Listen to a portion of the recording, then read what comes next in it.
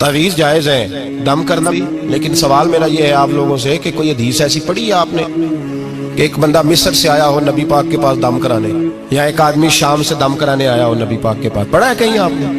भाई दम कराना जायज़ है, तावीज़ देना, लेकिन ये असले दीन नहीं है कि लोगों ने अब इसी को जरिया बना लिया, इसी से लोगों की दुकानें और कारोबार चलते हैं। ये असल नहीं है, ये जोज है। दम में बरकत है, अल्लाह के कलाम में शिफा है। मा हुआ शिफा व रहमतुल लिल मोमिनीन, इसके अंदर अल्लाह ने शिफा रखी है, लेकिन ये असल नहीं, असल रसूलुल्लाह का दीन है। आला हज़रत रहमतुल्लाह अलैह के पास एक मुरीद आ गया। आजकल तो मिठाई होती है, उस जमाने में पेड़े होते थे, तो पेड़ों की एक टोकरी लाया, यूं समझ ले मिठाई का डब्बा लाया। आला हज़रत ने फरमाया कैसे आए हो? हुजूर ज़ियारत करनी थी। फरमाया कोई हुक्म मेरे लिए?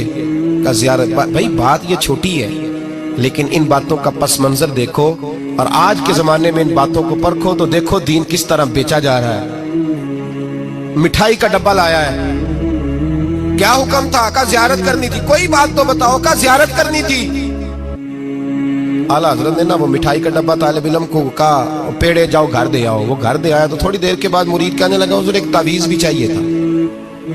फरमाया फकीर ने तो 2-3 दफा पूछा कोई हुक्म है, तो आपने कहा सिर्फ ज़ियारत। अच्छा तावीज़ भी चाहिए? कागज कलम मंगाया, तावीज़ लिखने लगे और तालिब इल्म से कहा वो डब्बा तो ले आओ घर से मिठाई का। वो बच्चा अंदर से क्या डब्बा लाया।